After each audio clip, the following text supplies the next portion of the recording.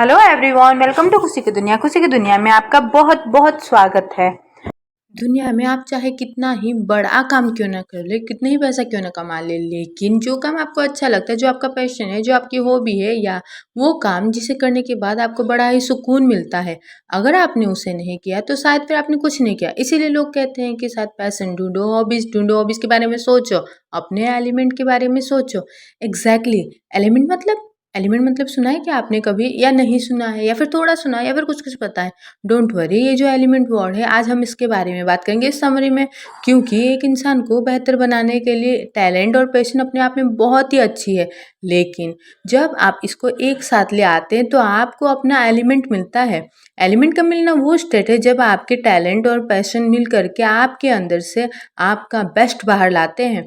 तो इस समरी में हमको ये पता चलेगा कि कोई भी इंटेलिजेंट और क्रिएटिव बन सकता है। आपके स्कूल के मार्क्स आपके फ्यूचर की सक्सेस को डिफाइन नहीं करते हैं। आप जो भी करना चाहते हैं आप उसमें बहुत अच्छे बन सकते हैं। आप जिन भी लोगों को पसंद करते हैं वो भी कभी आपकी ही तरह हुआ करते थे, लेकिन इन्होंने अपने एलिमेंट को ढूंढा और वे टॉप पर पहुंच गए। तो आप भी उनकी तरह बन सकते हैं। तो चलिए स्टार्ट करते हैं आज की समरी, जिसका नाम है the element, how finding your passion changes everything, जिसे लिखा है कैन रॉबिन्सन के द्वारा। इस समरी की बात की जाए तो सबसे पहला सवाल, क्या आप जो अभी कर रहे हैं वो आपको सच में पसंद है? अगर नहीं तो क्या आप में जो टैलेंट है उसके बारे में आप जानते हैं? अब ज़्यादातर लोगों का जवाब इस बारे में होगा ना। लेकिन अगर आप इनमें से एक है तो आपको चिंता करने की ज़रूरत नहीं है, क्योंकि कोई भी किसी भी उम्र में अपने एलिमेंट को खोजना स्टार्ट कर सकता है। अपने एलिमेंट को खोजने का मतलब है ऐसी चीज़ें खोजना जो आपको पसंद है और जो करने में आप बहुत अच्छे हैं। तो ये समरी एजुकेशन के लिमिटेशन और कैसे हम सिर्फ हाई ग्रेड पाने के लिए अपनी इंटेलिजेंस की डेफिनेंस को समझ करके नहीं करना चाहिए को एक्सप्लोर करते हैं। ये समरी लोगों में अलग अलग तरह के इंटेलिजेंट को डिटेल्स में बताती है, जिसमें उन इंस्पायरिंग लोगों की बहुत सारी कहानियाँ हैं जिसमें टैलेंट को स्कूल में वैल्यू बिल्कुल नहीं दी गई थी, इसके बावजूद भी उन्होंने कुछ अलग और बहुत बड़ा कर दिखाया। और इतना ही नहीं, हम यहाँ पे ये भी सीखेंगे कि क्रिएटिव होने का क्या मतलब है और हम अपने इमेजिनेशन की अनलिमिटेड पोटेंशियल को कैसे अनलॉक कर सकते हैं। इस समरी में हम डिस्कस करेंगे कि इन द जोन का मतलब क्या है और वहाँ पे कैसे पहुँचना है। तो क्या आप अपने रियल सेल्फ को खोज करके अपना बेस्ट परफॉर्मेंस अचीव करके ज़्यादा फुलफिल लाइफ जीने के लिए रेडी हैं? ये समरी हमको वो खोजने में हेल्प करेगी जो करने के लिए हम पैदा हुए हैं। तो चलिए एलिमेंट को ढूंढने की इस जर्नी को शुरू करते हैं। जिलियन 8 साल की बच्ची थी जिसको स्कूल में परेशानी हो रही थी। वो अपना असाइनमेंट देर से जमा करती थी, उसका रिजल्ट भी अच्छा नहीं आता था। तो वो अक्सर क्लास के दौरान डिस्ट्रैक्टेड भी रहती थी, यानी उसका ध्यान कहीं और ही रहता था। उसे इसमें कुछ गलत नहीं लगता था, लेकिन उसके इस बिहेवियर से स्कूल की चिंता बढ़ती ही जा रही थी। स्कूल ने उसके पेरेंट्स को चिट्ठी लिखी कि शायद उसको कोई लर्निंग डिसऑर्डर है और अच्छा होगा कि वो अगर उस बच्चे को स्पेशल स्कूल में डाले। तो जिलियन की माँ साइकोलॉजिस्ट के पास में लेके गई जिलियन को इस बात का डर था कि शायद उसे स्पेशल स्कूल अटेंड करना पड़े। साइकोलॉजिस्ट और जिलियन की माँ उसको कमरे में छोड़ के बाहर आ गए, लेकिन बाहर आने से पहले उन्होंने कमरे में रेडियो चालू कर दिया था। जब वो बाहर आए तो साइकोलॉजिस्ट ने कहा उन्हें खिड़की से देखना चाहिए कि जिलियन क्या करती है। तो जैसे ही वो दोनों कमरे से बाहर निकले, जिलियन ग्रेसफुल, फ्लियट और नेचुरल मोमेंट के साथ में उस म्यूजिक पे डांस करने लगी। साइकोलॉजिस्ट ने जिलियन की माँ को बताया कि उनकी बेटी बीमार नहीं है, वो एक डांसर है। तो जिलियट की माँ ने उसको डांस स्कूल में भर्ती कर दिया।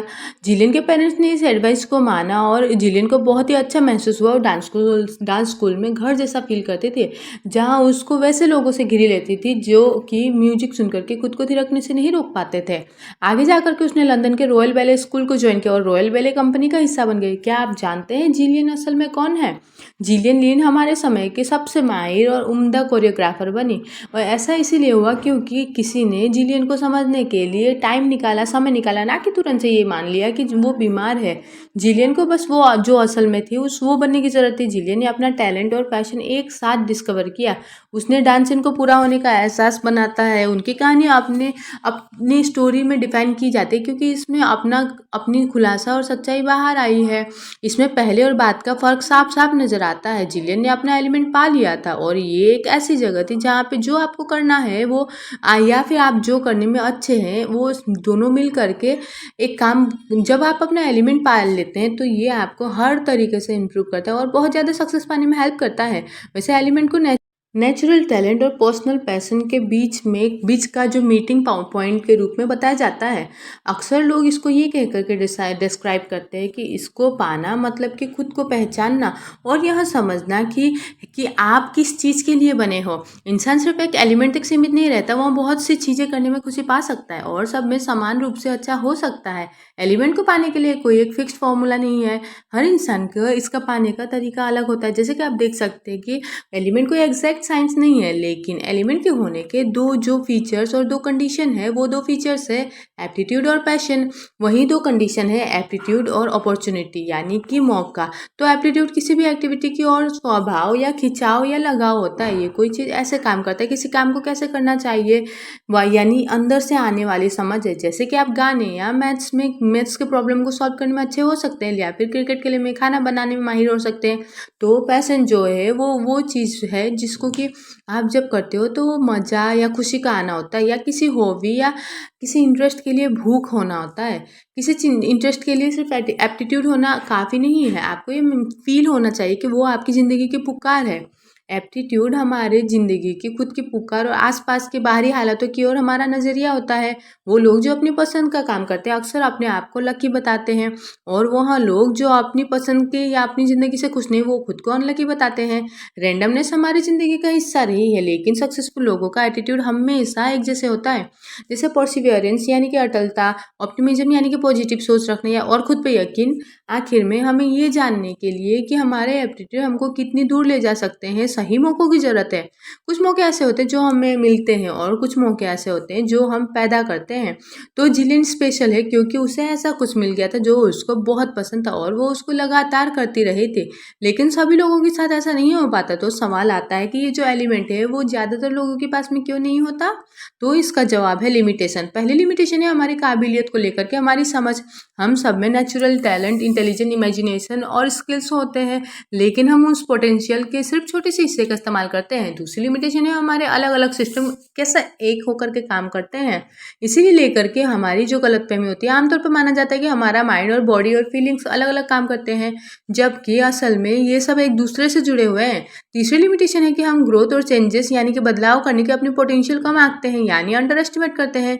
ज़्यादातर लोग यही मानते हैं कि जैसे जैसे हमारी उम्र बढ़ती जाएगी हमारी काबिलियत कम होती जाएगी और मौके भी लिमिटेड होते जाएंगे। ये तीन लिमिटेशन जो हमारे आसपास के लोगों, एनवायरनमेंट और खुद को लेकर हमारे एक्सपेक्टेशन के कारण और भी ज़्यादा बढ़ जाता है, और इस फैक्टर को जो आपके लिए आपका एलिमेंट खोजने में रुकावट लाती है, वहाँ आप उसको एक्सक्यूजेस कहते हैं। जो कि पॉल मार्केटिन लिवरपूल इंस्टीट्यूट गए और अपनी पढ़ाई को सीरियसली लेने के बजाय ज़्यादातर समय यहाँ वहाँ खेलने के लिए बिताते थे। घर लौट करके भी अपना असाइनमेंट करने के बजाय वहाँ रॉक म्यूजिक सुनते, गिटार बजाते और फिर आगे स्कूल सेलिब्रेशन के दौरान पॉल जॉन लेनन से मिले और जल्द ही उन्होंने जॉन हैरिसन और रिंगो स्टार के साथ में एक बैंड बनाया। उन्हें द बीटल्स नाम से जानने लगे और पसंद किया जाने लगा। 1980 के बीच में लिवरपूल इंस्टीट्यूट बंद हो गया और उसे लिवरपूल इंस्टीट्यूट पॉप LIPA लिपा के नाम से दोबारा शुरू किया गया। ये यूरोप के प्रोफेशनल आर्ट ट्रेनिंग के रूप में से लीडिंग प्रोफेशनल में से एक बन गई।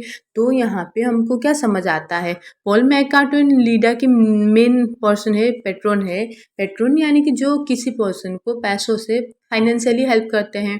तो ऐसे ही क्या होता है, कुछ लोग ये फील करते हैं कि उनका टैलेंट ऐसी चीज़ है जिसे स्कूल में वैल्यू नहीं दी जाती। दुनिया भर में एजुकेशन सिस्टम में कुछ ऐसे ही फीचर्स है जो इंसान के एलिमेंट को खोजने में प्रॉब्लम क्रिएट करते हैं। पहला है कुछ खास एलिमेंट प्रॉपर्टी पर पे इम्पोर्टेंस दिया जाना। स्कूल क्रिटिकल एनालिसिस और रीजनिंग के ऊपर में ज़्यादा ध्यान देते हैं, खासतौर पर वर्ड्स और नंबर को लेके। हालांकि ये सब जरूरी है, लेकिन इस कॉन्सेप्ट के अलावा ह्यूमन इंटेलिजेंस में और भी बहुत कुछ है। दूसरा, सब्जेक्ट्स को उनके इंपॉर्टेंस के हिसाब से लेवल पे बांट दिया गया है। जैसे साइंस, मैथ, लैंग्वेज, स्किल जैसे सब्जेक्ट सबसे ऊपर रखे गए हैं ऐसे सब्जेक्ट को, और ह्यूमैनिटी और आर्ट्स ये सब जैसे सब्जेक्ट को सबसे नीचे रखा गया है। आर्ट्स में भी अलग अलग लेवल बनाए गए। म्यूजिक और विजुअल आर्ट्स को थिएटर और डांस के मुकाबले ऊपर रखा गया है। कई स्कूल आर्ट को अपने सब्जेक्ट में से हटा रहे हैं और आखिर इससे स्ट्रेटेजाइज असेसमेंट की ओर झुकाव बढ़ता जा रहा है। स्टूडेंट को क्विज और एग्जाम्स में हाई स्कोर पाने के लिए प्रेशर डाला जा रहा है। इसके कारण कई स्टूडेंट खुद को एजुकेशन कल्चर से अलग थलग महसूस करते हैं। हमारा एजुकेशन सिस्टम ऐसा क्यों है? ऐसा इसलिए क्योंकि यह इंडस्ट्रियल रिवोल्यूशन के समय में बनाया गया था, तब जब इकोनॉमिक ग्रोथ और मास प्रोडक्शन यानी बड़े स्केल पर प्रोडक्शन का गोल हुआ करता था। लेकिन अभी हम डिजिटल एज पे हैं और अभी ऐसे क्रिएटिव लोगों को खोजे जो इंडिपेंडेंटली सोच सके। और अगर हमारा एजुकेशन सिस्टम बच्चों के ऐसे टैलेंट को इसी तरीके से ख़त्म करता रहा तो फिर क्या होगा, ये सोचने वाली बात है। वैसे ये सोचने वाली बात से ही अगला चैप्टर जुड़ा हुआ है और ये कहता है थिंक डिफरेंटली, यानी कि अलग सोचे। एक बात जो हमको खुद में बदलने की ज़रूरत है वो है हमारी एबिलिटी को हल्के में ना लेना। लेकिन परेशानी यह है कि उन चीज़ों को पहचानना बहुत मुश्किल है जिसे हम हल्के में लेते हैं, यानी टेकन फॉर ग्रांटेड ले लेते हैं। इसका रीज़न भी यही है कि हमने उसको हमेशा हल्के में लिया है। वो चीज़ें जिन्हें हम हल्के में लेते हैं उनमें से सबसे कॉमन एग्जाम्पल है हमारे सेंसेस। अगर आप लोगों से पूछेंगे कि उनमें कितने सेंसेस है तो ज़्यादातर लोगों का जवाब 5 होगा, पर कुछ का जवाब होगा कि इंट्यूशन को मिला के 6 होगा। लेकिन एक एनलो के अनुसार हमारे अंदर एक और सेंस है, वो है सेंस ऑफ बैलेंस। ये हमारे रोज़मर्रा की ज़िंदगी का बहुत इंपॉर्टेंट हिस्सा है, लेकिन हम इसे भी हल्के में ले लेते हैं। हम सबको बैलेंस होने की इतनी आदत है कि हम उसके बारे में सोचते भी नहीं हैं। लेकिन बार्ट ने अपने सेंस ऑफ बैलेंस को बिल्कुल भी हल्के में नहीं लिया। वो एक एक्टिव बच्चा नहीं था, लेकिन जब वो 6 साल का था तो उसने डिस्कवर किया कि वो अपने हाथों से भी उतनी ही अच्छी तरीके से चल सकता है जितना कि अपने पैरों से। आखिर में बार्ट अपने हाथों से सीढ़ियाँ चढ़ने उतरने लगा। एक दिन उसकी माँ और टीचर उसे जिम्नास्टिक सेंटर में ले गए। वहाँ पे क्या हुआ, बार्ट ने ऐसी जैसे बहुत से खुश हो गया, वो बहुत हैप्पी हो गया। उसे ऐसा महसूस हो रहा था जैसे वो क्रिसमस के दिन डिज्नीलैंड में है। उस समय उसे एहसास हुआ कि उसकी स्किल दूसरों को खुश करने से बहुत ज़्यादा के बारे में है। 8 साल के बाद उसने मॉन्ट्रियल ओलंपिक में अमेरिका को रिप्रेजेंट किया और अभी तक का सबसे बेहतरीन जिम्नास्टिक बन गया। बार्ट के जैसे एथलीट्स का अपने शरीर और सेंसेस पर बहुत अच्छा कंट्रोल होता है। जब वो प्रैक्टिस करते हैं तो अपने माइंड और मसल मेमोरी को पूरी तरीके से अपनी रूटीन में ढाल लेते हैं। अक्सर फाइनल परफॉर्मेंस के समय ज़्यादातर स्टेप सोच समझ करके फैसला लेकर के कंप्ले करने के लिए, यानी कि बहुत कॉम्प्लेक्स और फास्ट होता है। इसीलिए वो लोग फिजिकल रिफ्लेक्स, इंट्यूशन और कोऑर्डिनेशन पर भरोसा करते हैं। इस तरीके से एथलीट ह्यूमन इंटेलिजेंस को लेकर के जो कॉमन आइडिया रहता है उसको चैलेंज करते हैं। तो थिंक डिफरेंटली, अलग कैसे सोचना है, इस बारे में जानने के बाद अब आगे बात करते हैं बियॉन्ड इमेजिन। तो अपने लेक्चर के दौरान वो केन अपने ऑडियंस से पूछा करते थे कि वो अपने एबिलिटी को 1 से लेकर के 10 में कहाँ तक रैंक करते हैं। इंटेलिजेंट के तौर पे खुद को ज़्यादातर लोग 5 से ज़्यादा करते हैं और क्रिएटिविटी के लिए 5 से नीचे रखते हैं। तो लगभग सभी लोग खुद को इंटेलिजेंट और क्रिएटिविटी के लिए अलग अलग पॉइंट देते हैं। इसका ये रीज़न है कि आम तौर पे माना जाता है कि इसका जो इंटेलिजेंट और क्रिएटिविटी फैक्टर्स होता है 2 अलग अलग किनारे में है और यहीं से प्रॉब्लम स्टार्ट होती है, जो कि इंटेलिजेंट और क्रिएटिविटी गहराई से एक दूसरे से जुड़े हुए हैं। अपने एलिमेंट को ढूंढने के लिए ये सबसे ज़रूरी है कि क्रिएटिव होने का मतलब क्या है। तो चलिए हम यहाँ पर क्रिएटिविटी को लेकर के जो आम गलतफहमी है उसको ख़त्म करते हैं। तो सबसे पहले वाली जो गलतफहमी है वो है कि सिर्फ कुछ खास लोग क्रिएटिव हो सकते हैं, और ये गलत है।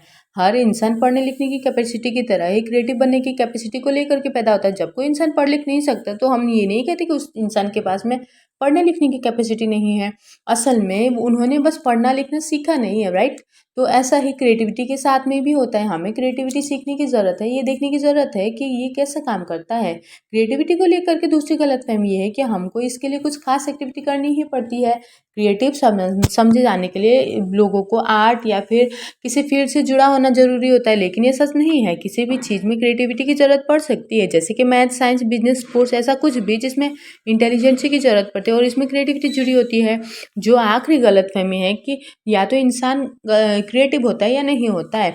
ऐसा मानना ये दिखाता है कि क्रिएटिविटी एक फिक्स्ड डिपॉजिट है, यानी कि हाइट या आंखों का कलर। लेकिन सच्चाई ये है कि आप अपनी ज़िंदगी के किसी भी पॉइंट में क्रिएटिविटी डेवलप कर सकते हैं। चलिए हम इंसान के इंटेलिजेंट के सबसे मामूली हिस्से को कंबाइन करते हैं, जो है इमेजिनेशन। हम इसे पूरी तरीके से टेकिंग फॉर ग्रांटेड लेते हैं, जो इमेजिनेशन वर्ड है। तो इससे क्या होगा, थॉट्स को क्रिटिसाइज करना और वो मानना कि उसका सर हाथ में आसमान में ये, या फिर ये उसकी इमेजिनेशन है, ये ऐसा बोलते हैं किसी और को। जबकि ये जो इमेजिनेशन है जो हमें बाकी जीव जंतुओं से अलग करता है। हम अपने फिजिकल माहौल से बाहर निकल करके दूसरी जगह इंसान, चीज़ों या यादों की एक मेंटल इमेज बना सकते हैं। अगर आपसे कहा जाए कि आप अपने माँ को या कल रात को जो आपने खाना खाया उसे इमेजिन करिए, तो आप इसे आसानी से कर सकते हैं, भले ही आपके सामने खाना हो या ना हो। तो इमेजिनेशन के जरिए हम अपने बीते हुए कल को फिर से जी सकते हैं, आज को समझ सकते हैं और आने वाले कल के सपने देख सकते हैं। लेकिन ये भूल करके भी मत सोचिए कि इमेजिनेशन और क्रिएटिविटी एक है, ये दोनों अलग चीज़ें हैं।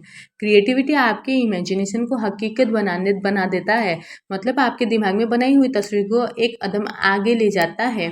तो आप अपनी क्रिएटिविटी किसी भी चीज़ में लगा सकते हैं। जैसे कि 1988 में, यानी कि 1980 में जॉर्ज हैरिसन एक सोलो एल्बम आने वाला था उनका। तो उन्होंने क्या किया, अपने single release this is the love की जो बी साइड है उसमें गाने डालने की ज़रूरत थी। तो बॉब डॉलियन क्या किए उन्होंने और उनके 3 दोस्तों ने हैंडल विद केयर नाम का एक गाना बनाने में जॉर्ज की हेल्प की। जॉर्ज उस गाने को प्रोड्यूसर के पास में ले गए। प्रोड्यूसर उन पाँचों के बनाई इस मास्टरपीस को देख कर के चौंक गए। प्रोड्यूसर ने उनसे पूछा कि क्या वो सभी पूरा स्टूडियो एल्बम बना सकते हैं? तो यहाँ पे अब जो टाइम है वो बहुत ज़रूरी चीज़ थी, क्योंकि बॉब डालन को 2 हफ्ते बाद लंबी टूर पे जाना था। तो उन्होंने जॉर्ज और बाकी लोगों ने एल्बम बनाने के बचे हुए समय का एक-एक पल इस काम में लगा दिया और ये सब उन्होंने अपने म्यूजिकल माइंड से आने वाले आइडियाज़ के भरोसे किया। उन्होंने डिटेल्स के बारे में सोच-सोच करके खुद पे प्रेशर नहीं डाला। नतीजा ये हुआ कि ऐसा एल्बम बना जिसमें ऐसे सॉन्ग भरे थे जो कि कैजुअल थे लेकिन क्लासी थे। और इस एल्बम द ट्रैवलिंग विल्बरीज की 5 मिलियन कॉपी बिक गई और इसको रोलिंग स्टोन मैगजीन द्वारा 100 बीट्स एल्बम के रूप में इनको इंट्रोड्यूस कराया गया। अब नेक्स्ट बात करते हैं 1985 यानी 1965 में फिजिक्स में नोबेल पुरस्कार जीते थे जिन्होंने, जो फिजिस्ट होने के अलावा वो एक फैन मैन, एक पोस्टर और जैज म्यूजिशियन भी थे। एक दिन वो यूनिवर्सिटी कैफेटेरिया में लंच कर रहे थे। एक स्टूडेंट ने अचानक एक प्लेट फेंकी और वो गोल गोल घूमते हुए उड़ती चली गई। पेनमैन ने ये नोटिस किया कि प्लेट में जो नीला कॉर्नल का लोगो है वो प्लेट के कंपैरिजन में दुगनी तेजी से घूम रहा है। उन्होंने सोच को एक पेपर नैपकिन पे लिखा और दिन के दूसरे कामों पे लग गए। और यहाँ पे क्या हुआ, वो जो उन्होंने सोच को एक पेपर नैपकिन पे जो लिख दिया था दूसरे काम में लग गए थे। बाद में पेनमैन ने वो पेपर नैपकिन निकाला और अपनी इमेजिनेशन से उस सीन को चलाया। घूमते हुए लोगों और प्लेट में इलेक्ट्रॉनिक के रोटेशन को इक्वेशन के बारे में याद दिलाया। उन्होंने अपने दिमाग को इस तरीके से भागने दिया जैसे वाइन की बोतल से निकल करके कॉक भागता है। आखिर में उन्होंने इस प्रॉब्लम को सुलझा लिया। इस प्रॉब्लम को सॉल्व करने के लिए उनको नोबेल प्राइज से नवाजा गया। तो इस एग्जाम्पल को समझते हुए अब आगे बढ़ते हैं नेक्स्ट चैप्टर की ओर, जो है इन द जोन, यानी कि ये बहुत इंपॉर्टेंट है। इवान नॉलेज एक दुनिया की सबसे अच्छी प्लेयर है। उनका स्किल के लिए प्यार तब शुरू हुआ जब एक दिन वो अपने भाई के साथ में वॉलीबॉल गए और पूल रूम को देखा और साथ ही उन्होंने बहुत सारे गेम को भी देखा। तो उनको इस स्किल से तुरंत ही प्यार हो गया। उन्होंने इस गेम को खेलना सीख लिया और अपनी पूरी ज़िंदगी बिलियर्ड्स यानी बिलियर्ड्स वाले गेम में लगा दी। और आखिरकार वो इस स्पोर्ट्स के लिए न्यूयॉर्क में शिफ्ट हो गए। उन्होंने अपना सबसे पहला यूरोपियन नोबेलिस्ट जीता था। वो बिलियर्ड्स की दुनिया में टॉप पे पहुंच गए। उन पे पैसे और शोहरत की बारिश होने लगी, लेकिन इस गेम के साथ में प्यार ही था जो कि वो लगातार आगे ही बढ़ती रही। तो जब वो खेलते थे कि उनको ऐसा लगता था कि उनके आसपास में पूरी दुनिया गायब हो गई है और सिर्फ वो और बिलियर्ड्स का टेबल बचा है। खेलते समय ईवा के समय अलग स्पीड से आगे बढ़ता था। उसको लगता था कि वो सिर्फ 20 मिनट से खेल रही है, जबकि उसे खेलते हुए 9 घंटे हो जाते थे। ईवा स्कूल में ज्योमेट्री और फिजिक्स में इतनी अच्छी नहीं रही, लेकिन जब वो बिलियर्ड्स खेल रही होती तो उन्हें अपने आप टेबल में ग्रिड और डायग्राम दिखने लगते थे। ईवा का दिमाग अलग ही तरीके से चलने लगता था। ईवा बिलियर्ड्स खेलते समय अपने जोन में पहुंच जाती तो वो देखती थी कि उनको बॉल कहाँ भेजनी है। ईवा 30 सालों से बिलियर्ड्स खेल रही है, लेकिन वो अभी भी वही एनर्जी फील करती है जो इस खेल ने उनको दिया था। ईवा अभी भी जब एग्जीबिशन करती है थोड़ी नर्वस हो जाती है, क्योंकि लोगों को लगता है कि वो इतनी बार खेल चुके हैं, लेकिन वो नर्वस नहीं लगती होगी, ऐसा लोगों को लगता है। हम भी सोचते हैं दूसरों के बारे में, लेकिन ईवा का कहना है कि ऐसी बात नहीं है, ये उस पल में होने वाली बात है। तो बात ऐसी है कि जोन में होना, यानी कि इन द जोन एलिमेंट के दिल में होना होता है। कई बार जब हम कुछ ऐसा करते हैं जिसे करना हमें पसंद है, तब भी हम फ्रस्ट्रेशन महसूस कर सकते हैं। ऐसा जरूरी नहीं कि चीज़ें हमेशा काम करें, लेकिन जब वह ठीक से काम करते हैं तब वो सबसे जादुई चीज़ बन जाता है। हम बहुत ज़्यादा उस पल में जीने लगते हैं और आसपास की सारी चीज़ें गायब हो जाती है और हम अपना बेस्ट परफॉर्मेंस देते हैं। तो बात ऐसी है कि आप जो कर रहे होते हो आप उसमें खो जाते हैं, बाकी की दुनिया गायब हो जाती है और घंटे मिनट बन जाते हैं। यही जोन में होना कहलाता है। वहाँ लोग जिन्होंने अपना एलिमेंट खोज लिया और अपना लिया है वो अक्सर इस जगह पहुँच जाते हैं। अपने जोन में होने की सबसे बड़ी निशानी है वो कंफर्ट और सच्चाई जो आप महफिल करते हैं। जब आप कुछ ऐसा करते हैं जो आपको पसंद है, जिसमें आप नेचुरली अच्छे हो, तभी हम अपने सबसे करीब होते हैं। जब हम जोन में होते हैं तो हमको ऐसा फील होता है कि हम वहीं पे हैं जहाँ पे हमको होना चाहिए। समय पे अलग महसूस होता है और ये ज़्यादा आसानी से और जल्दी से गुजर जाता है। जोन में होने का और एक कॉमन फीचर है मेटा स्टेट में होना। यहाँ पे आइडिया तेजी से आते हैं और जिससे काम करना और आसान हो जाता है। आप उन आइडियाज़ को खोजने के लिए स्ट्रगल करने के बजाय उनके बाहर आने का जरिया बन जाते हैं। जोन में होने का एक जरूरी फीचर है कि इसमें हमारी एनर्जी खत्म होने के बजाय बढ़ती जाती है। वो एक्टिविटी जो हमें पसंद है फिजिकली थकाने वाली होने के बावजूद हमारे अंदर एनर्जी बढ़ती है। इसीलिए हमको अपना एलिमेंट खोजने की जरूरत है। ये हमारी एनर्जी का भंडार बन जाती है और हम इसके कारण और भी ज़्यादा जिंदा दिल महसूस करने लगते हैं। तो इस समरी के साथ अब हम सम पहुँच गए इस समरी के कंक्लूजन पर, यानी कि एक बार फिर से दोहराते हैं कि हमने समरी से क्या कुछ सीखा। तो मुद्दा मामला ऐसा है कि हम समरी में हमने सीखा एलिमेंट क्या होता है। बहुत से लोग अपने असली टैलेंट से कनेक्ट करने में फेल हो जाते हैं, इसीलिए वो कभी ये नहीं जान पाते कि असल में वो किस लायक है। आपकी ज़िंदगी में पर्पस और फुलफिलमेंट जानने के लिए ज़रूरी है कि आप अपना एलिमेंट ढूंढें। तो इन टैलेंट्स को जानने के लिए आमतौर पर कुछ सब्जेक्ट में अच्छे होने से मापा जाता है, जिसके लिए क्रिटिकल एनालिसिस और रीजनिंग अच्छी होती है। ये 3 ऐसी तरह इंटेलिजेंट है जिसको उतनी ही इंपॉर्टेंस मिलनी चाहिए, जैसे कि म्यूजिक, आर्ट्स, स्पोर्ट्स, ह्यूमैनिटी और भी बहुत कुछ। तो इस समरी में हमने इंटेलिजेंट और क्रिएटिविटी के बीच के लिंक के बारे में सीखा। ये दोनों कॉन्सेप्ट का अलग छोर का नहीं है। इनको आपके अंदर का बेस्ट आइडिया लाने के लिए एक साथ मिलकर के काम करने की ज़रूरत है। आपने जोन के में होने के बारे में भी सीखा, जहाँ पे हम किसी के साथ मिल जाते हैं, हम फोकस के बहुत ऊपर लेवल पे पहुँच जाते हैं। जब हम जोन में होते हैं तब हमको आइडियाज़ आना बहुत ही मुश्किल होता है और हम अपनी सबसे अच्छी परफॉर्मेंस नहीं दे पाते हैं।